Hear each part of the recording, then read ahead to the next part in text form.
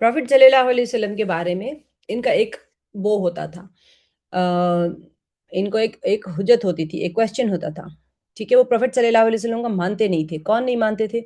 यहाँ किसके बारे में बात हो रही है? कुरैश के बारे में हो रही है या फिर ज्यूस के बारे में, यानी यहूदी नसारा के बारे में बात हो रही है?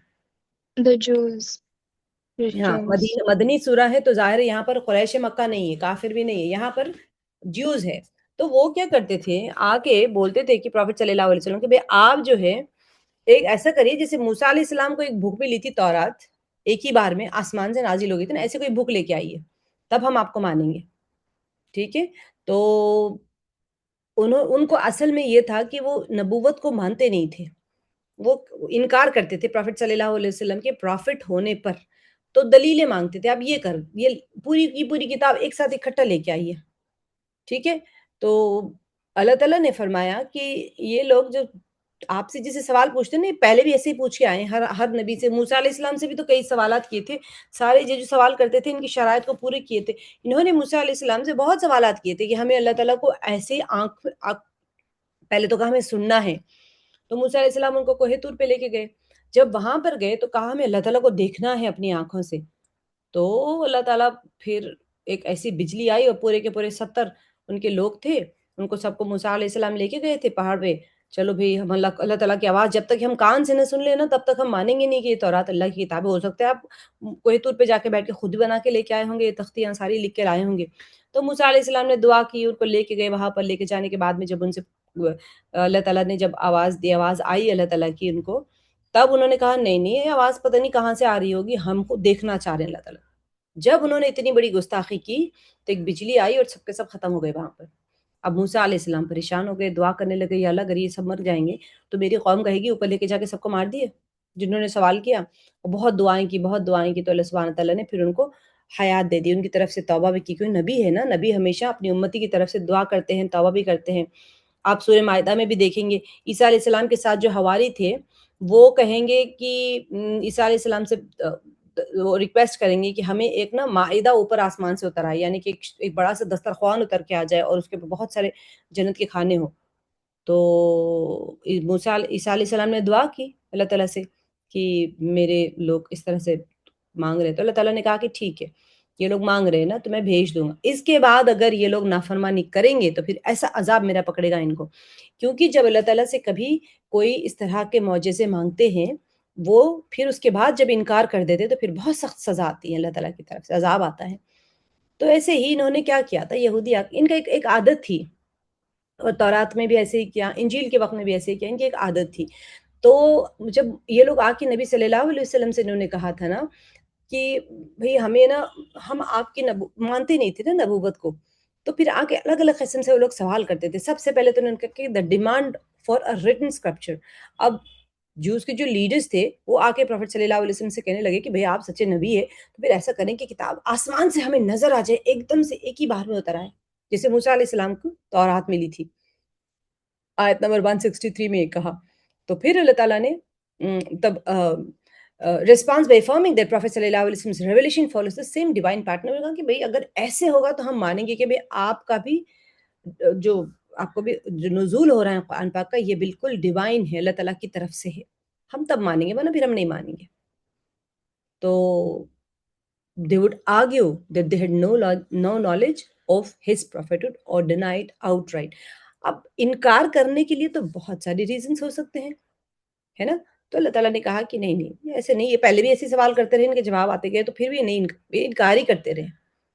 तो उसके बाद में अल्लाह सुब्हानहू व तआला ने 166 में अल्लाह ताला ने फरमाया कि देखें, जब सवाल कर रहे हैं ना, तो अल्लाह ताला ने 165 में क्या कहा था यहाँ पर, then establishes the ultimate purpose.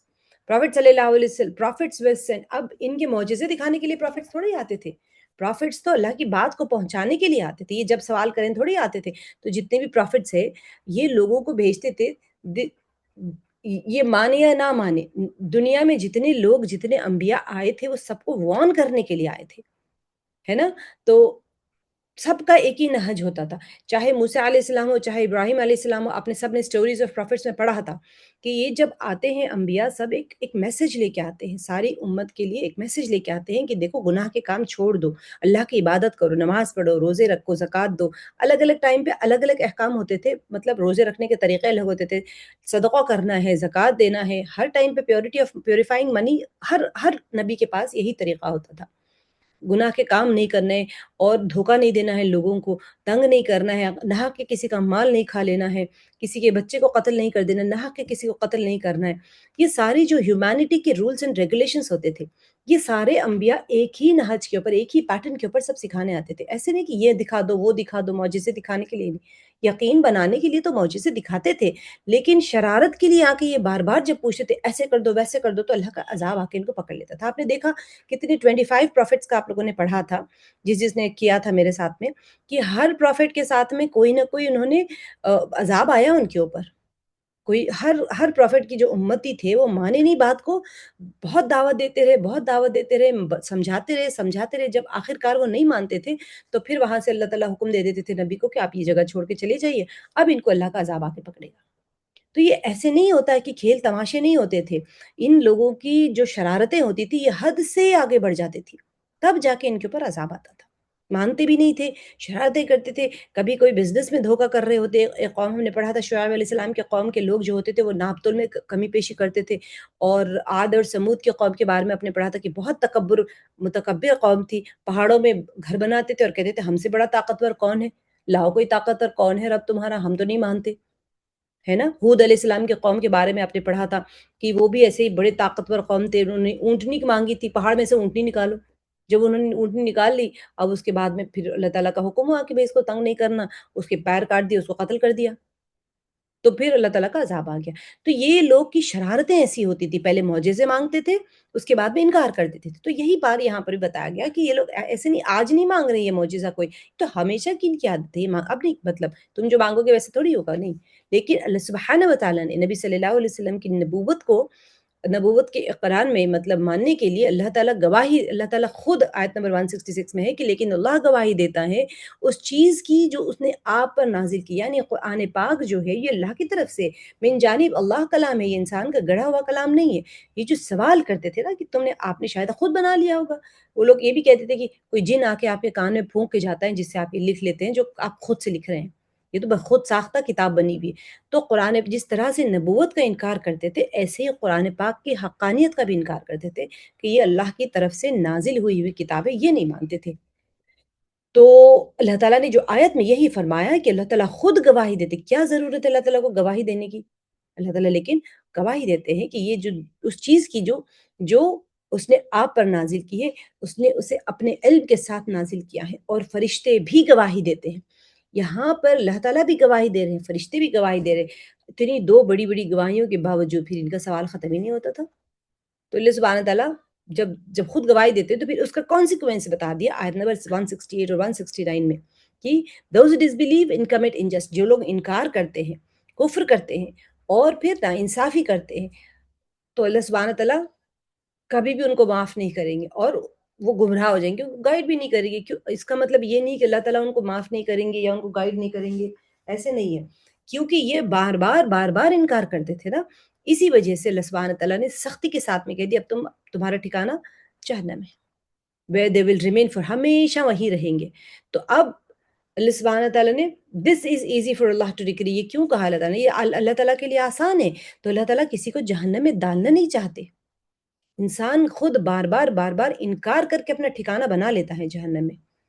تو پھر آگے اب دیکھیے اسی کے لیے اللہ سبحانہ تعالیٰ ایک اور آیت ہے، آیت نمبر 41، جو یہاں پر میں آپ لوگوں کو کل بتا رہی تھی اس کے ریفرنس کے اندر، کہ یہاں پر پھر کیا حال ہوگا جب ہم ہر امت سے ایک گواہ لائیں گے اور آپ کو ان سب پر گواہ بنا کر لائیں گے۔ یہ آیت نمبر 41 ہے اسی سورے کی، لیکن یہاں پر میں اس کو ریفرنس کے لیے لے کے آئی کیونکہ جب اللہ سبحانہ تعالیٰ گواہی دے رہے ہیں خود، اس کے بعد میں آیت نمبر 41 میں آلریڈی ڈسکس ہو چکا ہے کہ ہر نبی میں سے، ہر امت میں سے ایک گواہ لائیں گے، یعنی اس امت کے نبی کو اللہ تعالیٰ گواہ کے طور پہ پیش کریں گے، اور پھر وہ امت کے نبی ہوں گے وہاں پر گواہی دینے کے لیے کہ ہم نے ان تک بات پہنچا دی تھی، یہ لوگ جان بوجھ کے انکار کرتے تھے، اور پھر ان تمام انبیاء کے اوپر اللہ تعالیٰ نبی صلی اللہ علیہ وسلم کو گواہ بنا کر لائیں گے. اور یہ آیت جب یہ یعنی آن دا ڈے آف ججمنٹ، قیامت کے دن ہی ہوگا اس طرح سے، تو نبی صلی اللہ علیہ وسلم کا ایک تو سب کے اوپر گواہ ہوں گے. اور میں نے آپ کو کل بتایا تھا کہ امتی یعنی کہ ہم لوگ، ہم میں سے جو نیکوکار، اللہ تعالیٰ ہمیں بھی اتنے نیکوکار اور بڑے نیک بنا دے کہ اللہ تعالیٰ جیسا ہمیں چاہ رہے ہیں ویسا ہمیں بنا دے. ہمیں دعا بھی کرتے رہنا ہے ہمیشہ. اللہ سبحانہ و تعالیٰ نے بہت بڑا درجہ دیا ہے ہم لوگوں کو، امت محمدی صلی اللہ علیہ وسلم کو. میں نے آپ کو بتایا تھا کہ اللہ تعالیٰ نے ہمیں بیسٹ آف دا نیشنز کہا ہے. کنتم خیر امتی، اللہ تعالیٰ نے کیوں کہا ہے کہ تم بہترین امت ہو؟ کیونکہ تم نکالے گئے ہو لوگوں کو. اس مقصد ہمارا کیا ہے دنیا میں آنے کا؟ کہ ہم لوگوں کو نیکی کی طرف بلاتے ہیں اور گناہوں سے اور برے کاموں سے روکتے ہیں.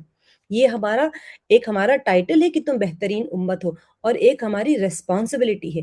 اگر ہم ریسپانسبلٹی پوری نہیں کریں گے تو پھر ہمارا ٹائٹل کیا مطلب ہوا؟ کوئی مطلب نہیں ہوتا ہے. تو ہمارے ٹائٹل کے ساتھ ہمارے اوپر بہت بڑی ریسپانسبلٹی ہے. وہ یہ ہے کہ ہم لوگوں کو نیکی کی طرف بلاتے ہیں اور گناہوں سے روکتے ہیں، برے کاموں سے روکتے ہیں. تو جب یہ دونوں کام ہم پورے کر لیں گے تو اللہ سبحانہ تعالیٰ ہمیں اس لیول پہ پہنچا دیں گے جہاں پر انسان امت محمدی صلی اللہ علیہ وسلم کو بھی گواہ بنا کے پیش کیا جائے گا. وہاں پر نبی صلی اللہ علیہ وسلم سارے انبیاء کے اوپر گواہ ہوں گے. اور پھر شفاعت کا بھی جو درجہ ہے، مقام مرتبہ ہے، وہ بھی نبی صلی اللہ علیہ وسلم کو ہی حاصل ہے. اللہ تعالیٰ حساب کتاب ہی نہیں شروع کے اتنے جلال میں ہوں گے قیامت کے دن، حساب کتاب کے دن سارے انبیاء پریشان ہوں گے. سب لوگ جائیں گے اور نبی صلی اللہ علیہ وسلم سے سفارش کریں گے کہ آپ اللہ تعالیٰ سے دعا کریں حساب کتاب تو شروع ہو. 50,000 سال ہو جائیں گے، وہاں حساب کتاب ہی شروع نہیں ہوگا. اتنے جلال میں ہوں گے اللہ تعالیٰ. پھر نبی صلی اللہ علیہ وسلم سجدے مبارک میں جائیں گے اور بہت دعائیں کریں گے، اور اللہ تعالیٰ ان کو کچھ کلمات سکھائیں گے جس کے وسیلے سے وہ مانگیں گے، دعائیں کریں گے. اس کے بعد میں اللہ سبحانہ و تعالیٰ حساب کتاب شروع کریں گے. اور سب سے پہلے ہمارا حساب کتاب ہوگا، یعنی سب سے پہلے جنت میں نبی صلی اللہ علیہ وسلم جائیں گے، امتی جائیں گے، اس کے بعد میں سارے لوگ جانا شروع ہوں گے. تو اتنا بڑا مقام، اتنا بڑا درجہ اللہ سبحانہ تعالیٰ نے امت محمدی صلی اللہ علیہ وسلم کو عطا کیا ہے. تو ایسے ہم لوگ کو ہم ایسے امتی ہیں جس امت میں پیدا ہونے کے لیے انبیاء دعا کرتے تھے. موسیٰ علیہ السلام دعا کرتے تھے، یا اللہ مجھے اس امت میں پیدا کر دیجیے. عیسیٰ علیہ السلام دعا کرتے تھے، یا اللہ ہمیں اس امت میں پیدا کر دیجیے. امتی بن کے عیسیٰ علیہ السلام جب اٹھا لیے گئے نا، ہم نے پڑھا ہے کہ عیسیٰ علیہ السلام کو اللہ تعالیٰ نے اٹھا لیا. وہ آئیں گے واپس، لیکن نبی بن کے نہیں آئیں گے، وہ عبد بندے امتی بن کے آئیں گے. امتی نبی صلی اللہ علیہ وسلم کے امتی بن کے آئیں گے. تو یہ جو دعا تھی یہ صرف اور صرف نبی صلی اللہ عیسیٰ علیہ السلام کے حق میں دعا قبول ہوئی ہے. تو یہ بہت بڑا درجہ اللہ سبحانہ تعالیٰ نے ہمیں عطا فرمایا. ہم جسے آپ سوچیں ہم نے کبھی دعا کی تھی کہ ہم موسیٰ علیہ السلام نے تو دعا کی تھی، ہمیں تو پتہ بھی کوئی نہیں، اللہ تعالیٰ نے تو ہمیں ایز اے گفٹ اس امت پہ پیدا کر دیا. تو ہمیں بہت زیادہ قدر کرنی چاہیے. اور ہمیشہ آپ لوگ دیکھیے رمضان کا مہینہ ہے، درود مبارکہ بہت زیادہ پڑھیے گا، بہت زیادہ. جو سب سے زیادہ درود مبارکہ پڑھتا ہے وہ نبی صلی اللہ علیہ وسلم کے سب سے زیادہ قریب ہوگا آخرت کے دن. آپ دیکھیے کیسا ماحول ہے کہ سارے انبیاء جا کے نبی صلی اللہ علیہ وسلم سے شفاعت کر رہے ہیں، شفاعت کی دعا کر رہے ہیں. تو پھر وہاں پر اگر آپ قریب ہوں گے تو نبی صلی اللہ علیہ وسلم تو ہاتھ پکڑ کے لے کے چلے جائیں گے، حساب کتاب میں پل صراط پر سے بھی لے کے چلے جائیں گے. اور نام اعمال بھی جو ترازو تولا جائے گا اس میں بھی نام اعمال کا پلڑا بھاری ہو جائے گا، نیکیوں والا پلڑا بھاری ہو جائے گا. ریکمنڈیشنز ہمارے چلتے رہیں گے نا. تو سب سے زیادہ درود مبارکہ پڑھتے رہنا. اور ایک دوسرا کام یہ ہے کہ دیکھیے نبی صلی اللہ علیہ وسلم، صحابہ نے پوچھا تھا نبی صلی اللہ علیہ وسلم سے کہ آپ ہمیں کیسے پہچانیں گے؟ دیکھیے کتنے لوگ ہوں گے، آدم علیہ السلام سے لے کے قیامت تک کے سارے لوگ ہوں گے وہاں پر. تو امت محمدی صلی اللہ علیہ وسلم کی خاص خصوصیت کیا ہوگی؟ آپ کے ہاتھ میں تو کوئی جھنڈا نہیں ہوگا کہ بھئی میرا جھنڈا بتا کے، ہم ہوتے ہیں نا ریلوے پلیٹ فارم پہ حج کے لیے جاتے ہیں لوگ، اپنا اپنا جھنڈا لے کے جاتے ہیں کہ اپنا جھنڈا اٹھائے تو پتہ چل جاتا ہے کہ یہ بندہ یہ ہے. تو ہمیں کیسے پہچانیں گے آپ؟ صحابہ نے پوچھا تو نبی صلی اللہ علیہ وسلم نے فرمایا کہ میرے امتی اپنے وضو کے اعضاء سے پہچانی جائیں گے. آپ دیکھیے وضو کرتے ہیں آپ لوگ، آپ کے وضو کے کون سے پارٹس ہوتے ہیں بتائیے؟ ظاہر ہونے والے پارٹس کون سے ہیں وضو میں؟ کون سے پارٹس ہوتے ہیں جو نظر آتے ہیں؟ چہرہ، ہاتھ اور پیر. چہرہ، ہاتھ، جو چہرہ، ہاتھ اور پیر. ہاں، جو دکھنے والا ہوتا ہے. تو چہرہ ایسے چمکدار ہوگا امت محمدی صلی اللہ علیہ وسلم کا، اور ہاتھ ایسے چمکدار ہوں گے، جو وضو کے اعضاء، جو وضو کے پارٹس ہوتے ہیں وہ شائن کرتے رہیں گے. تو نبی صلی اللہ علیہ وسلم نے فرمایا کہ میں اپنے امتی کے وضو کے اعضاء سے پہچان لوں گا کہ یہ میرے امتی ہے. سبحان اللہ. دیکھیے کتنا آسان سا ٹپ دے دیا ہمیں. اب ہمیں کیا کرنا ہے؟ وضو ٹوٹ گیا، جائیں فوراً وضو کر لیں. ہمیشہ باوضو رہیے، کیونکہ یہی تو ہماری سب سے بڑی آئیڈینٹی ہے جس سے ہم پہچانے جائیں گے۔ نبی صلی اللہ علیہ وسلم اگر ہمیں پہچان لیں گے، آپ سوچیے راتوں میں اٹھ کے آپ نے پڑھا نا سورہ آل عمران کے اندر، رات میں اٹھ کے آپ صلی اللہ علیہ وسلم انہاں تک پر دعا کرتے تھے، ساری امت کے لیے دعائیں کرتے تھے۔ آپ سوچیے ہم تو غائبانہ اتنے 14 14 اچھا کون سا ہجری ایئر چل رہا ہے، میں نے پوچھا تھا آپ لوگوں سے 1447 کون سے؟ 1447 1447 سب لوگ کو یاد رکھنا ہے، ٹھیک ہے؟ تو 1447 ہمارا کتنے سال ہو گئے، ہم تو تقریباً 1500 سال ہونے آ گئے نا ابھی تو ہم اتنے دور ہے، اور ہمارے لیے آپ صلی اللہ علیہ وسلم پہلے ہی دعائیں کرتے تھے۔ کتنی ہماری بڑی آپ سوچیں، ہم سب کو کہتے ہیں نا دعاؤں میں یاد رکھیے، دعاؤں میں یاد رکھیے، غائب کی دعا غائب کے حق میں ضرور قبول ہوتی ہے نا؟ ہم لوگ دعائیں کرتے ہیں نا دوسروں کے لیے غائب کی، غائبانہ، وہ تو ہمیں نہیں جانتے، ہم بھی ان کو نہیں جانتے، ہم بیٹھ کے غائبانہ ان کے لیے دعا کرتے ہیں۔ سوچئے نبی صلی اللہ علیہ وسلم امت کے گنہگاروں کے لیے دعا کرتے تھے، چور کے لیے، زانی کے لیے، گنہگار کے لیے، سب کے لیے دعائیں۔ ہمیں دیکھا بھی نہیں نبی تو، خیر نبی کے تو علم میں تھے نا کہ میرے امتی ایسے ایسے گناہ کریں گے آنے کے بعد میں، وہ ضعیف ہوں گے، کمزور ہوں گے، زیادہ عبادتیں نہیں کر پائیں گے، شیطان ان کو بھٹکاتے رہے گا، تو اتنا رو رو کے ساری ساری رات دعائیں کرتے تھے۔ عائشہ رضی اللہ عنہا نے پوچھا کہ ایک دن اللہ کے نبی صلی اللہ علیہ وسلم نے دعا کی عائشہ رضی اللہ عنہ کے لیے، تو بہت خوش ہو گئی، بہت خوش ہو گئی۔ تو نبی صلی اللہ علیہ وسلم نے فرمایا کہ ایسے تو میں روز اپنی امت کے لیے دعا کرتا ہوں۔ سبحان اللہ، ایسے روتے تھے آپ صلی اللہ علیہ وسلم کے سینے مبارک میں، ایسے لگتا تھا کہ ہانڈی میں کوئی چیز پک رہی ہو۔ آپ روتے رونگ جاتے ہیں نا، آواز سینے کے اندر چلی جاتی ہے، تو کیسے لگتا ہے روتے وقت میں؟ تو نماز میں ساری ساری رات ایسے روتے تھے کہ ایسے لگتا تھا کہ سینے سے آواز ایسے آتی تھی، جو ہانڈی میں کوئی چیز پکتی تو خڑ خڑ خڑ ایسے آواز آتی ہے نا؟ پکتی ہے کوئی چیز تو آپ نے ڈھانپ دیا، اگر کوئی چیز پک رہی ہے، کوئی بگونے میں، ہانڈی میں، کوئی چیز میں، تو ہانڈی ہی ہوتی تھی اس زمانے میں، مٹی کی ہانڈی، تو کوئی چیز پکتی خڑ خڑ خڑ خڑ ایسے آواز آتی ہے۔ تو سینے کے اندر جب رونگ جاتی ہیں، رونے سے آواز، جسے آپ بہت زور سے شور کر کے رونا چاہ رہے لیکن نہیں رو پاتے، آپ اندر اندر کر لیتے ہیں نا اپنے، تو اندر ایسے سسکیاں آنے لگتی ہیں۔ تو اس طرح کی سسکیوں سے رات بھر آپ صلی اللہ علیہ وسلم ہمارے لیے روتے تھے، ہم جیسے گنہگاروں کے لیے، جو ہم درود مبارکہ پڑھنا بھی بھول گئے آج۔ تو آپ سب بچے روزانہ چلتے پھرتے چھوٹے سے درود، اللہم صلی علی محمد و آل محمد، ہمیشہ جب بھی درود مبارکہ آپ صلی اللہ علیہ وسلم کے اوپر پڑھیں تو آل کے اوپر بھی ضرور پڑھنا چاہیے۔ آل یعنی کہ آپ صلی اللہ علیہ وسلم جو فیملی ہوتی ہے ان کے اوپر بھی ضرور اللہم صلی علی محمد و آل محمد، اتنا بھی پڑھ لیں کافی ہے۔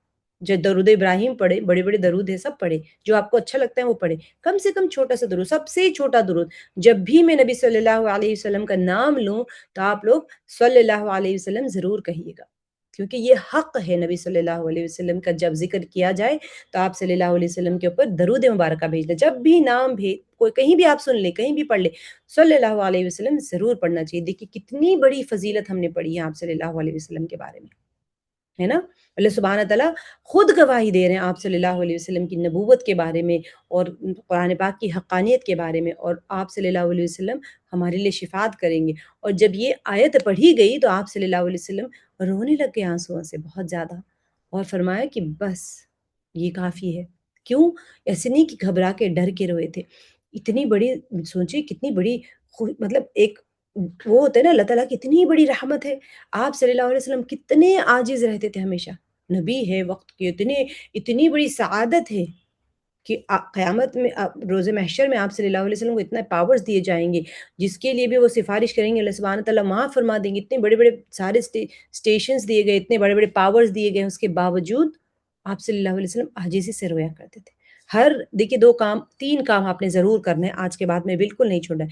ایک تو درود مبارکہ پڑھتے رہنا ہے، دوسرے وضو سے رہنا ہے، کیونکہ آپ یاد رکھیے گا کہ یہ ہمارے فلیگز ہے، ہمیشہ وضو سے رہنا ہے۔ جب بھی وضو ٹوٹ جائے گا، کاہلی نہ کرے، 2 منٹ کا کام ہوتا ہے وضو کرنا، اور زیادہ مشکل نہیں ہوتی، وضو ٹوٹ گیا جائیں 2 منٹ پہ کر کے آج، شیطان نہیں کرنے دیتا۔ کیوں نہیں کرنے دے گا؟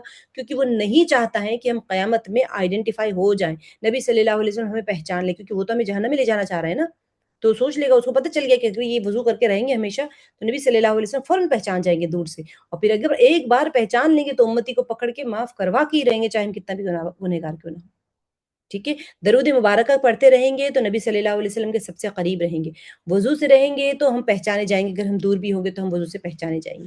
اور تیسری چیز جو بہت امپورٹنٹ ہے وہ یہ ہے کہ ہم ہمیشہ ہمیشہ اللہ تعالیٰ سے دعا کرتے رہنا ہے کہ اذان کے بعد والی دعا کبھی نہیں بھولنی ہے، دعائے وسیلہ ہے وہ، ٹھیک ہے، نبی صلی اللہ علیہ وسلم کو ایک درجہ دیا، ایک مقام اور بہت اعلیٰ مرتبہ ہے وہ وسیلے کا۔ دعا اذان کے بعد کی دعا کس کو یاد ہے؟ سب کو یاد ہے نا؟ سب بچے سب بچے اذان کے بعد کی دعا ضرور ضرور ضرور پڑھنا ہے، ضرور پڑھنا ہے۔ دیکھیے بعض کتابوں میں آتا ہے کہ شیطان جو ہے نا، وہ سب کو پتا تھا کہ ایک مقام ہے، وسیلے والا مقام ہے، بہت اونچا بلند مقام ہے، یعنی درجہ وسیلے کا جو ہوتا ہے نا، یہ بہت اونچا مقام ہے۔ اور ابلیس جو پہلے عزازیل کہلاتا تھا نا، جنت میں کوئی ایسا جگہ نہیں بچی جہاں پر اس نے سجدہ نہیں کیا، ہزاروں سال وہ عبادت کرتا رہا، اس کو یہ یقین تھا کہ یہ مقام مجھے ملے گا، اسی لیے وہ آدم علیہ السلام کے سامنے سجدہ بھی نہیں کیا۔ مفسرین نے کتابوں میں لکھا ہوا ہے، تو یہ مقام اتنا بلند درجہ ہے کہ وہ اس کو شیطان کو تھا کہ مجھے ملے گا یہ مقام۔ تو یہ جو مقام وسیلہ ہے نبی صلی اللہ علیہ وسلم کے لیے ہمیشہ اذان کے بعد ضرور دعا کرنا ہے۔ ہر ایک امتی کے اوپر یہ حق ہوتا ہے کہ آپ صلی اللہ علیہ وسلم کے لیے ضرور دعا کرنا چاہیے۔ اذان کے بعد کی دعا میں یہی مقام وسیلہ کے لیے دعا ہوتی ہے۔ کسی کو یاد ہے؟ ابھی سنا سکتے ہیں کوئی مجھے؟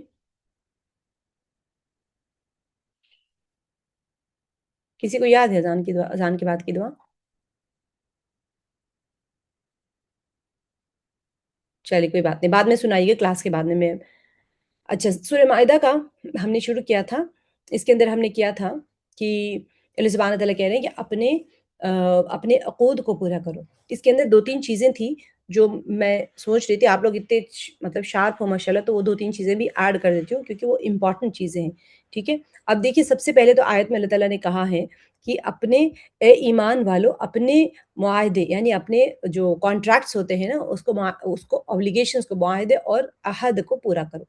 کہ عہد کہتے ہیں کانٹریکٹس کو، اوبلیگیشنز کو، ٹھیک ہے۔ اب تمہارے لیے اب اللہ تعالیٰ نے کیا کیا کہ سب سے پہلے حلال چیزوں کے بارے میں ذکر کیا آیت نمبر 1 میں، آیت نمبر 2 میں حرام چیزوں کے بارے میں ذکر کیا۔ بہت امپورٹنٹ ہے، آپ لوگ کوشش کریے گا کہ جتنے یاد رکھ سکتے ہیں یاد رکھیے گا۔ میں نے کوشش کی ہے، سوری یہاں پر آئیز فیس لیس رکھنا تھا امیج کو، لیکن تھوڑا آنکھ تو نہیں آئے، تھوڑا تھوڑا فیس آ گیا، وہ فیس لیس بن نہیں رہے تھے امیجز، بعد میں بن گئے۔ پھر اللہ تعالیٰ نے سب سے پہلے کہا ہے کہ تمہارے لیے چرنے والے، اب سب سے پہلے جو ہم نے کانٹریکٹس کے بارے میں کہا نا، فلفل آل یور کانٹریکٹس، اپنے معاہدے اور عہد کو پورا کرو۔ اب کانٹریکٹس کہاں ہوتے ہیں سب سے پہلے، ٹھیک ہے؟ جیسے نکاح ہوتا ہے، نکاح بھی ایک کانٹریکٹ ہے۔ پہلے ہم نے سورہ نساء میں پڑھ لیا نکاح کے بارے میں، نکاح کا پورے کانٹریکٹس آپ وہاں پر پڑھ لیا، مہر بھی ایک مہر دینا ہوتا ہے، اور نکاح میں ایک عقد یعنی کانٹریکٹ کو ہی کہتے ہیں، عقود جمع ہوتی ہے عقد کی۔ پھر آپ کسی کے ساتھ بزنس اگریمنٹ کر رہے ہیں، ہم نے پیچھے والی آیت میں پڑھ لیا کہ کسی کا مال ناحق کے مت کھا جاؤ اور اپنے آپ کو ہلاکت پہ نہ ڈالو، یعنی کسی کو دھوکہ دے کے کچھ بھی کر کے مال نہیں کھانا ہے، تو وہ بھی ایک کانٹریکٹ ہے ہمارا۔ سوشل رسپانسبلٹیز ہوتے ہیں، پیچھے بھی ہم نے سورہ نساء میں پڑھ لیا کہ ہم کسی کے ساتھ، ہمیں اللہ تعالیٰ نے بتا دیا نا کہ حقوق کس کے ہم نے پڑھ لیا تھا، 9 سرکلز ہم نے پڑھ لیے تھے کہ بھئی والدین کے ہیں حقوق، پڑوسیوں کے ہے، قرابت داروں کے ہے، مسافر کے ہے، غریب کے ہے، یتیم کے ہے، مسکین کے ہے، یہ سارے اللہ تعالیٰ نے ہمیں بتا دیے۔ سب سے پہلے تو اللہ تعالیٰ کا حق ہے، تو یہ سوشل رسپانسبلٹیز ہے۔ اور جو پرومسز ود اللہ سبحانہ تعالیٰ ہے کہ اللہ سبحانہ تعالیٰ کہ ہم نے اوبیڈینس کے وہ پڑھ لیا نا، چین آف اوبیڈینس پڑھ لیا، اللہ تعالیٰ کی اطاعت کرنی ہے، رسول کی اطاعت کرنی ہے، پھر اولو الامر کی اطاعت کرنی۔ تو یہ جو پرومسز ہوتے ہیں اللہ تعالیٰ کے ساتھ میں ہو، چاہے سوشل رسپانسبلٹیز ہو، یہ سارے کانٹریکٹس میں آ جاتے ہیں۔ تو اللہ تعالیٰ نے آیت ہی اسی سے شروع کی، پہلی ہی آیت، یا ایھا الذین آمنوا اوفوا بالعقود، پورے کرو اپنے یعنی اوبلیگیشنز، اپنے عقد کو۔ اب پھر اس کے فوراً بعد آیت ختم نہیں ہوئی بھی، اسی آیت میں اللہ تعالیٰ نے ہمیں حلال جانوروں کے بارے میں بتا دیا ہے کہ کون سی چیزیں ہمارے لیے حلال ہے۔ احلت لکم بہیمۃ الانعام، بہیمہ کہتے ہیں یہ جو ڈومیسٹک اینیملز ہوتے ہیں نا، اس کے آپ لوگ بعد میں بہت ساری تفسیریں پڑھیں گے، چوپائے جانور جو ہوتے ہیں کس کو بہیمہ کہتے ہیں، آپ آگے جا کے جب بڑے ہوں گے تو تفسیر میں پڑھیں گے، لیکن easily simple, camels, cows, shape and goats, domestic animal جو کہ حلال ہم کھانے والے ہوتے ہیں۔ باقی بھی بہت ساری چیزیں جانور، اب آپ شیر کو تو نہیں کھائیں گے، ہاتھی کو تو نہیں کھائیں گے، ہے نا؟ تو اللہ تعالیٰ نے یہ 4 چیزوں کو حلال کر دیا ہے آپ کے لیے کھانے کی، کیونکہ روزانہ کی چیزیں ہوتی ہیں، آپ کے ڈومیسٹک گھر کے پالتو جانور ہوتے ہیں، کیملز بھی ہوتے تھے، کاؤز بھی ہوتے تھے، شیپ اور goats, but reminds that some exceptions will be explain later in آیت نمبر 3۔ اب کہہ لیں کہ کیملز ہے، کاؤز ہے، شیپ ہے، گوٹس ہے، تو کیا مری ہوئی گوٹ بھی حلال ہے؟ بھرا ہوا کیمل بھی حلال ہے کیا؟ تو یہ چیزیں ایکسیپشنز جو ہے، کون سی چیزیں، یہ جانور تو حلال ہے، لیکن اس کے اندر کنڈیشنز اللہ تعالیٰ آیت نمبر 3 میں سمجھاتے ہیں ٹھیک ہے، تو یہ لائف اسٹاک ہمارے لیے حلال ہے، ہم کھا سکتے ہیں۔ اور پھر اللہ تعالیٰ نے کہا کہ دیکھو اسی آیت میں، دیکھیے یہ آیت چل رہی ہے یہاں سے، ٹھیک ہے، یہاں سے احلت لکم بہیمۃ الانعام الا ما یتلی علیکم غیر محل الصید۔ اب یہاں پر اللہ سبحانہ تعالیٰ نے غیر محل الصید وانتم حرم، when a Muslim enters احرام، آپ کے لیے حلال تو ہے، آپ شکار کر رہے ہیں مثال کے طور پہ، حلالے کر کے جا کے شکار کر رہے ہیں، تو پھر جو احرام کی حالت میں ہے اس وقت میں آپ شکار نہیں کرنا ہے، ٹھیک ہے۔ یہ ایک آیت کافی ڈیٹیل میں جاتی ہے۔ تو آپ حج کے لیے جا رہے ہیں یا عمرے کے لیے جا رہے ہیں تو آپ کہیں بھائی حلال تو ہے، میں جا کے شکار کر لوں گا، تو اللہ تعالیٰ نے کہا حلال تو ہے لیکن شکار نہیں کرنا ہے آپ نے احرام کی حالت میں، ٹھیک ہے۔ تو احرام ایک اسٹیٹ آف ہیوملٹی اور یعنی پیس ہوتا ہے نا، آپ ایک مطلب آپ خود ایک عبادت کرنے جا رہے ہو، جانور کو ماریں گے تو پھر اس کو تکلیف دینا ہے نا، تو یہ اس طرح سے نہیں، ہمبل ہو کے جانا ہے، انسان عاجز ہو کے جا رہے ہیں اور پیس میں جا رہے ہیں ایک دم سے، تو وہاں جا کے اب تشدد ہو گیا نا، کسی جانور کو مارنا، خواہ کیوں مار رہے بے ہم، تو تو جو جانور ہوتے ہیں ان کی بھی سیفٹی ہوتی ہے ان سیکریڈ ٹائم، سیکریڈ مہینے، یعنی سیکریڈ ٹائم ہے نا آپ کا، بہت مقدس وقت ہوتا ہے، عبادت کے لیے جا رہے ہیں، تو پھر اللہ تعالیٰ نے اسی کے اندر ان اللہ یحکم ما یرید، اللہ تعالیٰ یہاں پہ بتا دیا کہ اللہ تعالیٰ جو کچھ بھی ہمارے لیے ڈیسائیڈ کرتے ہیں اس کے اندر کوئی نہ کوئی حکمت ہوتی ہے، ٹھیک ہے۔ یہ جتنے ہمارے جو ڈیوائن لاز ہے یہ ایک پرفیکٹ وزڈم کے تھرو ہوتے ہیں، ایسے نہیں کہ کوئی تکی لگا لیا، ہمارا جو دماغ سے ہم کام کرتے ہیں نا وہ کیا ہوتا ہے، آج کام کر رہے، آج صحیح ہو گیا، تو ہو سکتا ہے کہ کل وہ کام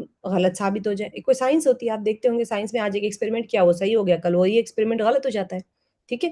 لیکن اللہ تعالیٰ جو احکام دیتے ہیں احرام کی حالت میں آپ نے شکار نہیں کرنا، اللہ تعالیٰ نے جو کہہ دیا اس میں اتنی حکمت ہوتی ہے، آج ہمیں نہیں سمجھ آتا ہے، 100 سال کے بعد سمجھ آئے گا، 1000 سال کے بعد سمجھ آ جاتا ہے، لیکن سائنس جو ہوتی ہے وہ ٹائم ٹو ٹائم چینج ہوتی رہتی ہے، لیکن اللہ سبحانہ تعالیٰ کے جو طے کیے ہوئے لاز ہوتے ہیں نا اس کے اندر اتنا وزڈم ہوتا ہے کہ وہ چینج ہی نہیں ہوتے، چینج ہونے کی ضرورت ہی نہیں ہے، ٹھیک ہے۔ تو یہ اللہ سبحانہ تعالیٰ نے اس آیت کے اندر بتا دیا ہے، تو آپ لوگ اس کو تھوڑے سے بعد میں بھی اس کو بیٹھ کے تھوڑا سا اچھے سے پڑھ لیجیے گا، بہت امپورٹنٹ آیت ہے یہ، پہلی آیت۔ اب دوسری آیت میں اللہ تعالیٰ نے فرما دیا کہ اے ایمان والو اللہ کی نشانیوں کی حرمت نہ توڑو، پہلے تو حلال جانوروں کا بتا دیا، حرام میں نہیں کرنا ہے، اور اس میں بہت بڑی حکمت ہے۔ پھر آگے دوسری آیت مائدہ، سورہ مائدہ میں بھی بہت سارے احکام ہیں جیسے کہ سورہ نساء میں ہیں، اب میں وہ سارے تو نہیں لے رہی ہوں آپ لوگ کو، بس میں تھوڑے سے سلیکٹڈ ہی لی تھی آپ لوگ کو آیت، کیونکہ ظاہر ہے اب پھر آپ لوگ کو پوری تفسیر کرنی پڑے گی ہر آیت کے ساتھ میں، اللہ تعالیٰ قبول کرے ہم ضرور، میں تو بہت دعا کر رہی تھی کہ آپ لوگ کے ساتھ پوری ایک تفسیر ہی کریں قرآن پاک کی، تو پڑھتے رہیں گے آرام سے 6-7 سال تک، کیا کرنے کا ہمیں کہاں جانا ہے، لیکن ایک ایک آیت کی تفسیر کریں گے تو بہت مزہ آئے گا پھر۔ تو اللہ تعالیٰ نے فرمایا کہ اللہ تعالیٰ کی نشانیوں کی حرمت نہ توڑو۔ اب دیکھیے اللہ تعالیٰ کی نشانی شعائر اللہ جو ہوتی ہے نا، یہ اللہ تعالیٰ کی نشانیوں کو کہتے ہیں کہ اللہ تعالیٰ کی نشانیاں ہے کیا، سب سے پہلے تو ہمیں پتہ تو ہو نا اللہ تعالیٰ کی نشانیاں کیا ہیں، تو یہ ہوتے ہیں شعائر اللہ، جو ہوتے ہیں سمبلس آف اللہ سبحانہ و تعالیٰ، نشانیاں جو ہوتی ہیں یہ اصل میں اللہ تعالیٰ حکم دے رہے ہیں ایمان والوں کو، کس چیز کا، اللہ تعالیٰ کے جو شعائر ہے، سیکرٹ پلیسز ہے، سیکرٹ چیزیں ہیں، اس کی حرمت، یعنی اس کی تعظیم کریں ہم، کیا ہوتے ہیں جیسے کوئی ریچولز ہوتے ہیں جیسے نماز وغیرہ عبادات ہے، یا پھر قربانی دینا ہے، یہ ساری چیزیں اللہ کے احکام ہیں نا، تو یہ سیکرڈ ہو جاتے ہیں، مقدس ہو جاتے ہیں، جب اللہ تعالیٰ نے کوئی کام کرنے کے لیے کہا، کسی جگہ کرنے کے لیے کہا، کسی وقت کرنے کے لیے کہا، یہ ساری چیزیں مقدس ہو جاتی ہیں کیونکہ اللہ کا حکم ہے نا، جیسے حرام مہینے، حرمت والے مہینے ہیں، حرام مہینے مطلب حرمت والے مہینے، اب حرمت والے مہینے کون سے ہوتے ہیں، حرمت سیکرٹ منتھس، ٹھیک ہے، کون سے ہوتے ہیں، ذوالقعدہ، یاد رکھیے گا یہ میں پوچھوں گی آپ لوگوں سے، ذوالقعدہ،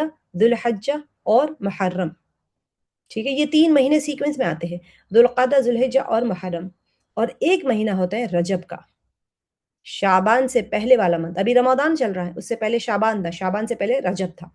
اب جو لوگ حج کے لیے جانے کا ارادہ کرتے تھے وہ رجب میں نکل جاتے تھے اپنے گھروں سے، تو یہ کیوں مقدس ہوتے تھے، کیونکہ کچھ لوگ ذوالقعدہ میں نکلتے تھے، کچھ لوگ ذوالحجہ میں حج کے لیے آتے تھے، اور پھر واپس ہونے تک ان کو محرم ہو جاتا تھا، تو اللہ سبحانہ تعالیٰ نے یہ 3 مہینوں کو حرمت والا بتا، دیکھو ساری دنیا سے لوگ حج کے لیے آ رہے ہیں، حج تو بہت ہی مقدس عبادت ہے، ان کو تنگ نہیں کرنا، یہ آ رہے سفر کے لیے، میرے گھر کے سفر کے لیے آ رہے، تو تم جھگڑے نہیں کر رہا، تو سارے عربس کو پتا تھا کہ یہ 4 مہینے حرمت والے مہینے، اس میں جنگ و جدال کمپلیٹلی بند تھا، نہیں جنگ کوئی بھی نہیں کرتا تھا ان کے یہاں جنگ. اس زمانے میں بھی پری اسلامک پیریڈ میں بھی وہ لوگ ان 4 مہینوں کو حرمت والے مہینے کہتے تھے. تو ان مہینوں میں وہ کبھی بھی جنگ نہیں کرتے تھے, امن سے رہتے تھے. کتنا بھی دشمن کیوں نہ ہو, ٹرائبل وارز ہوتے تھے پہلے عربs میں, کتنا بھی دشمن کیوں نہ ہو, ان 4 مہینوں میں وہ جنگ نہیں کرتے تھے, کیونکہ ان کو پتا ہوتا تھا کہ یہ حرمت والے مہینے. اب یہ لوگ کیا کرتے تھے اس مہینوں میں, سفر کرتے تھے, جا کے ٹریولنگ کرتے تھے, اور اپنا کیا کہتے ہیں بزنس ٹریڈنگ وغیرہ کے لیے چلے جاتے تھے. کیوں؟ کیونکہ حرمت لوٹ چوری مارنا ڈاکہ قتل یہ کچھ نہیں ہوتا تھا, ایک دم کلین, جیسے ہو جاتا نا شریف بچے بن جاتے, اس طرح کے یہ لوگ کچھ جھگڑے نہیں کرتے تھے. سامنے سے دشمن جا رہے تب بھی اتنا ان کو اللہ کے حکم کا وہ تھی, رسپیکٹ تھی, بغیر مسلمان ہوئے کہ دور جاہلیت میں بھی. سبحان اللہ. تو اللہ تعالیٰ وہی فرما رہے ہیں یہاں پر. اچھا, دوسری بات جو اللہ تعالیٰ نے فرمائی, sacredness and sacrificial animals. ایک تو حرمت والے مہینے ہیں, ٹھیک ہے, اور پھر کیا فرمایا یہاں پر, قربانی کے جانوروں کی. اب یہ کون سے قربانی والے جانور ہیں؟ نہ ان جانوروں کی جن پر نشانیاں لگی ہوں, اور نہ ان لوگوں کی جو بیت اللہ کی طرف اپنے رب کا فضل اور رضا تلاش کرتے ہوئے جا رہے ہیں, یہ حج اور عمرے کے لیے جانے والے. اب یہ کون سے, نہ قربانی کے جانور کی, کون سا قربانی کا جانور جو ہم عید کو قربانی کرتے ہیں, نہیں وہ والا جانور نہیں. جو لوگ پہلے حج کے لیے جاتے تھے یہ اپنے ساتھ جانور لے کے جاتے تھے. ابھی تو آپ کو تو حج کے لیے جاتے ہیں وہاں پر ہی جانور خریدتے ہیں, وہ تو جانور بھی نہیں دیکھتا کوئی, وہ تو ٹکٹ دیتے ہیں وہ لوگ, اور ٹکٹ کے اوپر آپ کا ٹائم پتا ہوتا ہے, ٹائم سٹامپ ہو جاتے ہیں, ٹائم کے بعد میں جائیں غسل کر لیں, احرام کھول دیں, ختم. جو حاجی ہوتے ہیں ان کے لیے. لیکن پہلے زمانے میں تو یہ ٹکٹ سسٹم تھا نہیں, یہ اپنے گھروں سے جانور لے کے جاتے. بعض لوگ اپنے گھروں سے لے کے جاتے تھے اور بعض لوگ وہاں جا کے خرید لیتے تھے. تو جس کے پاس پیسے اتنے ہوتے نہیں تھے تو وہ اپنے گھر سے جانور لے کے جاتے تھے. تو یہ جو قربانی کا جانور, یہ والا جانور ہے جو قربانی کا, چاہے یہ اپنے سفر میں لے کے جائیں چاہے وہاں پر ہو. تو قربانی کا جانور کے اندر یہ لوگ کیا کرتے تھے, گلے میں ایک پٹا ڈال لیتے تھے, اس کو کہتے تھے قلادہ, ہے نا, کوئی چیز گلے میں ڈال دیتے تھے, لکڑی یعنی چمڑے کا, کپڑے کا, یا جوتے, کچھ اس طرح سے ڈال کے ان کو اسپیسیفکلی بتا دیتے تھے کہ بھئی یہ ہدی کا جانور ہے. ٹھیک ہے, ہدی یعنی جا کے وہاں جو قربانی کیا جاتا ہے, عمرے حج میں جاتے ہیں نا, تو اس کو کہتے ہیں ہدی کا جانور. تو وہ جانور جو ہوتا تھا جسے ہم کہتے ہیں سیکریفیشل اینیملس.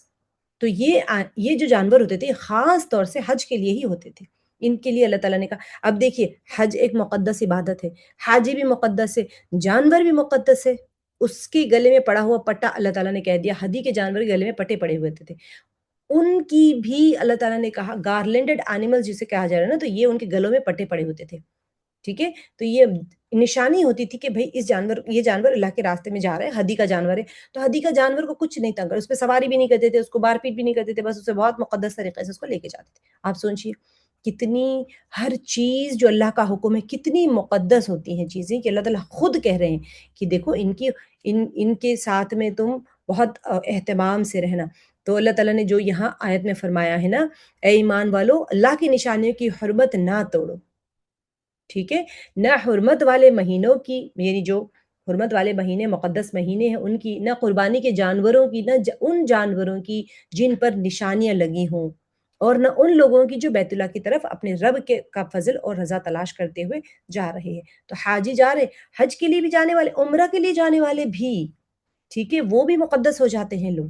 اور جب تم احرام سے نکل جاؤ تو شکار کر سکتے ہو. اب دیکھیے ہم نے پیچھے آیت میں پڑھ لیا تھا نا, جانور تو حلال ہے لیکن احرام کی حالت میں تمہیں شکار نہیں کرنا ہے, کیونکہ تم خود امن میں ہو, تو پھر دوسرے جانور کو کیوں تکلیف دے رہے ہو. کوئی بھی بندہ چاہے عمرے کے احرام میں ہو چاہے حج کے احرام میں, وہ شکار سے کرنے سے اللہ تعالیٰ نے ان کو منع کیا ہے. اور جو تمہیں مسجد حرام سے روک چکی ہو, تمہیں زیادتی پر نہ ابھارے. اب دیکھیے کنہوں نے مسجد حرام سے روکا ہوا تھا, جب مکے والوں نے, آپ پڑھیں گے آگے جا کے صلح حدیبیہ کے بارے میں, مکے والے انہوں نے ہجرت کر کے چلے گئے تھے صلح حدیبیہ کے لیے. آپ نبی صلی اللہ علیہ وسلم نے خواب دیکھا تھا کہ عمرہ کے لیے جانا ہے. جب وہاں گئے تو انہوں نے کہا نہیں آنا, اندر نہیں آنا, آپ لوگ چلو جاؤ واپس جاؤ, 1 سال کے بعد آنا. تو واپس آ گئے, 6 ہجری کی بات ہے یہ, تو واپس آ گئے. اب آپ کو یہ سورہ, ہم سورہ مائدہ جو ہے, یہ کون سا, اس کا ٹائم آف نزول کون سا میں نے بتایا تھا, یاد ہے کسی کو, کون سے نمبر پہ ہے یہ سورہ مائدہ؟ میں نے یہاں لکھا ہے کیا, بگننگ میں نہیں لکھا. سورہ مائدہ کون سے نمبر پہ ہے؟ 112 اس کا ریولیشن آرڈر. ٹھیک ہے, اب 112 مطلب آلموسٹ آپ کو 6 ہجری کے بعد ہی ہوتا ہے نا, تو 5-6 ہجری کے آس پاس ہے. تو یہ اب 6 ہجری میں یہ لوگ सुलह हुदैबिया के बाद मक्के में जाना चाह रहे थे उम्रा करने के लिए, लेकिन मक्के वालों ने आने नहीं दिया। कुरैश वालों ने कहा कि नहीं भी बैत रिज़वान करके आप पढ़ेंगे, आगे जाके मैं आप लोग को बताऊँगी। तो वहाँ पर उन्होंने कहा कि नहीं, नहीं आप नहीं आ सकते, आप जाओ, चलो। आप जो सीरा कर चुके हैं हमारे साथ में, मैंने बताया था आप लोगों को, बैत रिज़वान वहाँ पर सब लोग बैठ के नबी सल्लल्लाहु अलैहि वसल्लम के हाथ पे बैत किए थे और एहराम अपने खोल दिए थे और वापस चले गए थे। अपने-अपने जानवरों के हदी के जो जानवर लाए थे उसको ज़िबा करके बगैर उम्रा करके वो लोग चले गए थे। अब ये लोग जो बगैर उम्रा का लेके चले गए थे, अब इनके लिए अल्लाह ताला ने कहा अब तुम रिवेंज नहीं लेना उनसे जाके। कुरैश तुम लोग को रोके थे ना आने के लिए, तो अल्लाह ताला कह रहे हैं कि देखो अब तुम्हारे अंदर नफ़रत की वज़ह से उनके साथ में कोई बदला मत ले लेना, ठीक है? इससे क्या पता चला कि इमोशनल कंट्रोल और जस्टिस बहुत अहम है। अब कोई हमें तंग किया तो ये नहीं कि जाके तुम उनसे मौका, जब तुम्हें पावर आ गया तो उनको जाके तंग करके उनसे बदला निकाल लो। देखिए कितना प्यारा हमारा मज़हब है और अल्लाह ताला ने कैसी प्यारी हमें सीखें सिखाई है कि ये नहीं कि तुम मौका मिलते ही जाके उनसे बदला ले लो। तो अल्लाह सुब्हानहू व तआला यहाँ पर एक एक बहुत ही पावरफुल प्रिंसिपल बता रहे हैं। क्या बता रहे हैं कि एक-दूसरे की मदद करो अच्छी चीज़ों में और तक़वे में, और वो ये नहीं, और आपस में गुनाह के ऊपर या किसी यानी आप झगड़े में आपस में एक-दूसरे का साथ मत दो। और फिर अल्लाह ताला ने जो बता दिया कि भई देखो एहराम के ये थोड़ा-सा आगे पीछे हो गया इमेज, एहराम की हालत में आप लोग ये नहीं करना है, शिकार नहीं करना है, ठीक है? और जब एहराम खोल दोगे तब तो कर सकते हो एहराम। देखिए नेकी और तक़वा पर एक-दूसरे की मदद करो और गुनाह और ज़्यादती पर मदद ना करो और अल्लाह से डरो, बेशक अल्लाह सख्त अज़ाब देने वाला है। तो यहाँ पर जब देखिए जो तुम्हें मस्जिद हराम से रोक चुकी हो, तुम्हें ज़्यादती पर ना उभारे। अब तुम जाओगे, तुम्हें पावर आ गया, चलो भई तुम्हें हमें मस्जिद से आने में रोका है, अब हम तुम्हें मस्जिद से निकाल देंगे, ऐसे नहीं। तो अल्लाह सुब्हानहू व तआला अपने दुश्मनों के साथ में भी अच्छा सलूक करने की दावत दे रहे हैं। ये नहीं कि जब तुमको ताकत आ गई, तो तुम उनको सताने लग जाओ, नहीं। अल्लाह सुब्हानहू व तआला चाहते कि मैंने कहा ना आप लोगों से कि मुसलमान को देख के ही लोग इस्लाम में आएँगे, मुसलमान को देख के, बयान से नहीं आएँगे। जो हमारा कट्टर दुश्मन था, जब आप कमज़ोर थे, तो वो आपके ऊपर हावी हो गया। आप ताकतवर हो गए, तो अल्लाह ताला कह रहे हैं उनको माफ़ कर दो। कितनी बड़ी बात है! कितनी बड़ी बात है। अल्लाह सुब्हानहू व तआला सिर्फ़ उन्हीं को सज़ा देने के लिए कहते हैं जो अल्लाह तुम्हारी इबादतों में रुकावट बन जाए और शर फैलाए ज़मीन के ऊपर। ख़ामख़ा के फ़साद मचाए, आपस में लोगों को झगड़ा करवाए। इन लोगों से ही अल्लाह ताला ने कहा कि इनके साथ सख्ती से पेश आना। जो हमने कल भी पढ़ा था कि मैंने आप लोगों को कल एक जो रिकॉर्डिंग भेजी थी उसमें मैंने बताया था कि मुनाफ़िक़ून के 3 क़िस्में, 3 दर्जे थे।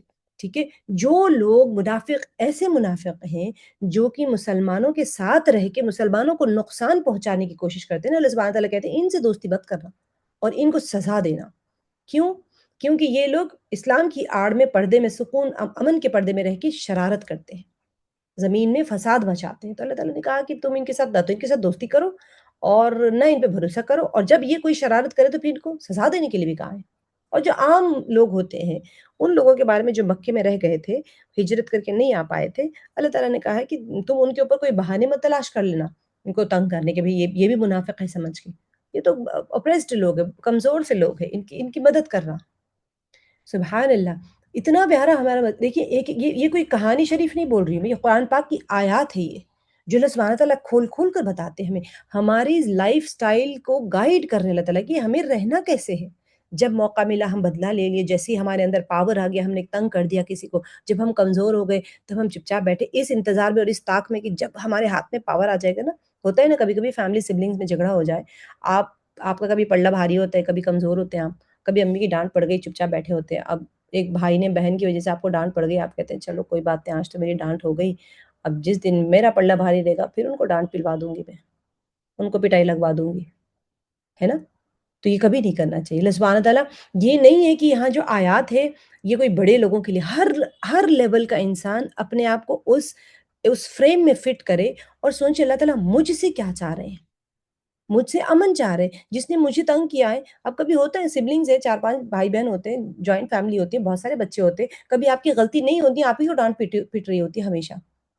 जैसे मुसलमान जब हज करने के लिए गए थे, उनकी क्या गलती थी? वो तो उम्रा करने के लिए नबी सल्लल्लाहु अलैहि वसल्लम के साथ गए थे, नहीं आने दिए, 6 हिजरी में वापस कर दिया मक्के वालों ने। दूसरे साल आने के लिए कहा, दूसरे साल गए, उम्रा किया। अल्लाह ताला ने उस एक्ट को यहाँ पर बताया, अब तुम्हारे पास जब ताकत आ जाए तुम उसका बदला मत लेना। तो मतलब कमज़ोर हो تو ظلم برداشت کر لیا، جب طاقت آ جائے تو اس کا بدلہ نہیں لینا موقع ملتے ہی. تو یہ ہمارے لیے ہر لیول کے لیے اللہ سبحانہ تعالیٰ ہمیں سکھا رہے ہیں اپنی زندگی جینا. آپ کے لیے بھی قرآن، میرے لیے بھی قرآن، ہر ایک کے لیے ہے. اب دیکھیے آیت نمبر 3 میں اللہ سبحانہ نبی صلی اللہ علیہ وسلم نے کہا کہ آج دین مکمل ہو گیا. Today I've perfected your religion for you, completed my favor upon you, and have chosen Islam as your religion. بس یہ جب آیت نازل ہوئی تھی تو عمر رضی اللہ عنہ بہت رونے لگ گئے، اور انہوں نے کہا بھئی دیکھیے ایک بات تو ہے کہ آج آپ لوگ دیر سے آئے اور کلاس دیر سے شروع ہوئی ہے نا، تو اب آپ لوگ کو تھوڑی دیر اور بیٹھنا پڑے گا 10 منٹ، ورنہ پھر آج کی بھی کلاس رہ جائے گی ہے نا. تھوڑی دیر بیٹھیے گا 10 منٹ، کیونکہ اب آپ لوگ کی کوئز تھی.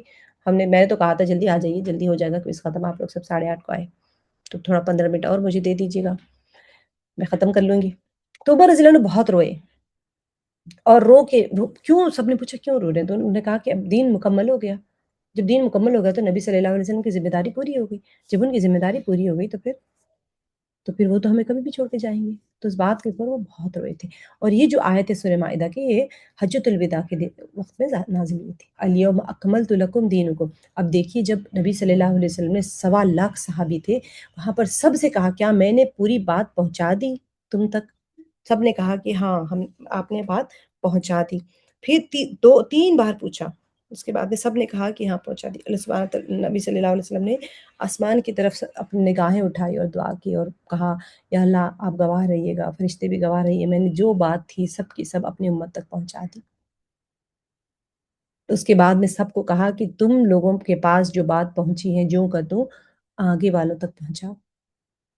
اور نبی صلی اللہ علیہ وسلم نے دعا بھی فرمائی، سر سبز و شاداب رہے وہ میرا امتی جو دین کی بات کو جیسا سنے جو کا تو آگے والے تک پہنچائے.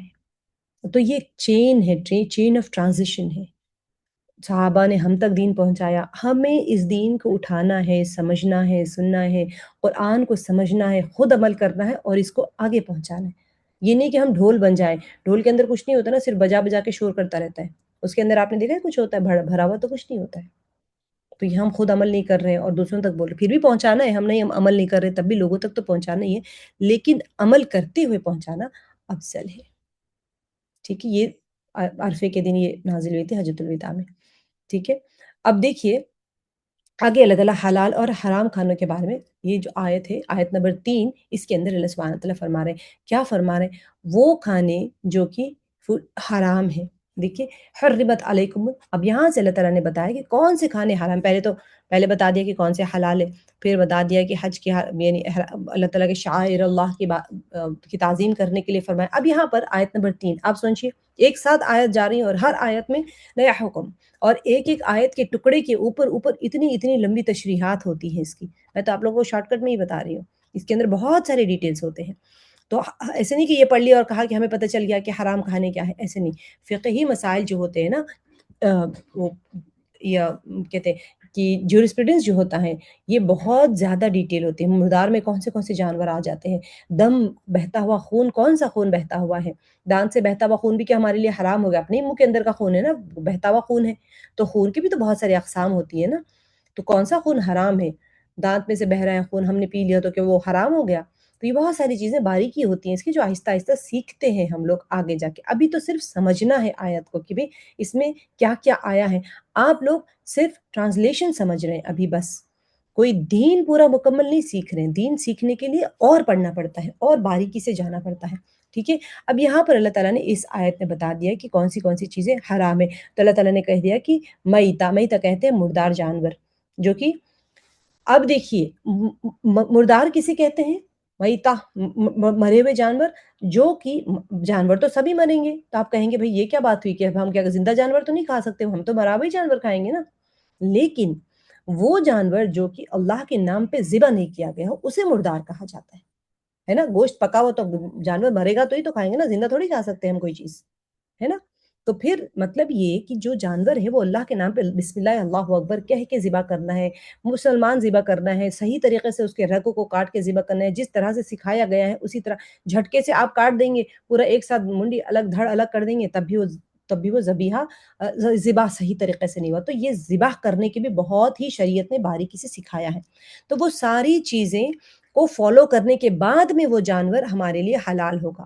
وہ بھی مارا ہوا ہوتا ہے لیکن میتا میں نہیں آئے گا. شریعت میں میتا یعنی ڈیڈ اینیملز کی ایک ڈسکرپشن ہوتی ہے. ٹھیک ہے. اللہ تعالیٰ کے نام کے لیے بغیر کیا جائے اور پھر اس کے بہت سارے شرائط ہوتے ہیں. پھر اللہ تعالیٰ نے کہا کہ خون جو ہوتا ہے یہ فلوئنگ بلڈ، دم مسفو کہتے ہیں، بہتا ہوا خون. اب یہ بہتا ہوا خون میں کیا مراد ہے؟ یہاں پوری کی پوری شریعت میں احکامات ہوتے ہیں، اس کے بہت باریکی سے احکامات ہوتے ہیں، لیکن اس کے علاوہ موٹی موٹی بات سمجھنے کے لیے کوئی کہیں سے آپ نے لوگ، میں نے آپ کو کل بھی بتایا تھا کہ لوگ خون جمع کر دیتے ہیں. خون جم جاتا ہے، جمنے کے بعد میں وہ ایک جیسے کلیجی ہوتی ہے، کلیجی بھی ایک جمع ہوا خون ہے انسان کے جسم کی، لیکن جانور سوری انسان کا تو نہیں، بکرے کی جو کلیجی کھاتے ہیں نا آپ لوگ، وہ حلال کی گئی ہیں. جب بہتا ہوا خون جب جمع ہوا ہوتا ہے، کلیجی از بلڈ کلاٹ ایکچولی، لیکن وہ حلال کیا گیا ہے. تو کون سا خون ہے جو بہتا ہوا حلال نہیں کیا جاتا؟ یہ آپ کو شریعت کی کتابوں میں پتہ چلے گا، بڑے بڑے علماء سے پوچھنا پڑے گا. ابھی تو آپ صرف سمجھ رہے ہیں. خنزیر جو ہوتا ہے پوک، اس کے ہر پارٹ ساری ہی چیزیں حرام ہیں. ہر چیز، بال سے لے کے کھال سے لے کے خون، چمڑی، چربی، سب سب سب حرام ہے. اور پھر وہ جانور جو کہ اللہ کے نام کے علاوہ کسی کے اوپر ذبح کیے گئے. ٹھیک ہے. اب اس کے اندر بھی بہت ساری شرائط ہیں کہ اللہ کے نام کے اوپر ذبح کر رہے ہیں، لیکن ذبح کرنے کی جو جگہیں ہیں وہ غیر اللہ کی جگہیں، کہیں جا کے آپ شرکیہ جگہ پر جا کے ذبح کر رہے ہیں. تو آپ کہیں گے میں تو اللہ کے نام پہ ذبح کر، نیت ہوتی ہے کہ بھئی یہاں اللہ کے کیوں کیا ذبح. تو یہ بہت امپورٹنٹ باریک مسائل ہے اس کے اندر. ٹھیک ہے. تو یہ سارے چاروں چیزیں حرام ہیں. اس کے علاوہ جو کہ صحیح طریقے سے ذبح نہیں کیا گیا، یعنی صحیح طریقے سے امپراپرلی کلڈ اینیمل جسے ہم کہتے ہیں، ان جانوروں کا گوشت بھی حرام کر دیا گیا ہے. حالانکہ آپ دیکھیے گا، ہم نے پیچھے حلال پڑھ لیے تھے نا کہ کیملز ہے، کاؤز ہے، شیپس اینڈ گوٹس، بہیمہ، 4 پاؤں والے جانور میں سے جو ڈومیسٹک اینیملز ہوتے ہیں نا، جوڑے جوڑے، بکرا بکری، کیمل کیملن، ان کے تو 8 جوڑے ہو جاتے ہیں. تو یہ ساروں میں آپ کہیں گے کہ بھئی وہاں تو کہا تھا حلال ہے، پھر یہاں کیوں حرام کہہ رہے؟ تو اللہ تعالیٰ نے پھر باریکی سے شرطیں بتا دی، حلال تو ہے لیکن یہ کنڈیشنز میں ہم نہیں کھا سکتے اس کو. تو اب پھر آگے اللہ تعالیٰ نے کہا کہ امپراپرلی کلڈ اینیمل، جو کہ یہ جانور دیکھیے، کل اس کو میں سوچ رہی تھی آپ لوگ کو بتاؤں یا نہیں بتاؤں، لیکن ماشاءاللہ آپ لوگ اتنے ذہین ہیں، میں نے کہا تھوڑی سی اس کا ہنٹ دے دیتے. جب کبھی آپ لوگ پڑھیں، اللہ تعالیٰ اور آپ کو بہت زیادہ علم سے نوازے آپ لوگوں کو. جب آپ باریکی سے پڑھیں گے تو اس کو بہت گہرائی سے پڑھیں گے انشاءاللہ. اس کے اندر اللہ سبحانہ تعالیٰ نے تھوڑی ساری چیزیں ہیں وہ کہ میں اسی لیے اس کو امیجز کے ساتھ ڈالی کہ تھوڑا آپ کے ذہنوں میں کلیئر ہو جائے. ایک دم بولوں گی تو پھر شاید وہ نہیں سمجھ آئے گا. اسٹرانگلڈ اینیملز یعنی کسی کا جو گلا گھنٹ جاتا ہے نا، رسی وغیرہ آپ دیکھیے قربانی کے لیے لاتے ہیں، پکڑ کے 4-5 جانور والا، ایک آدھ کے گلے میں رسی پھنس گئی اور وہ مر گیا. تو وہ جانور اسٹرانگلڈ اینیمل جس کے گلے میں کوئی چیز پھنس گیا، وہ گلے میں پھنس کے وہ دم گھٹ کے مر جاتا ہے. اچھا، یہ جانور، اس کا ایکسیپشن کیا ہوتا ہے کہ مرنے سے پہلے اگر آپ نے ذبح نہیں کیا، مرنے پہ آگے گلا گھونٹ گیا، اس کا کھینچے گیا اور دم توڑ آئے، تبھی آپ نے بسم اللہ اللہ اکبر کر کے اس کو ذبح کر دیا شریعت کے طریقے سے، تو وہ حلال ہو گیا جانور. لیکن اسی حالت میں اگر وہ مر گیا تو حرام ہے.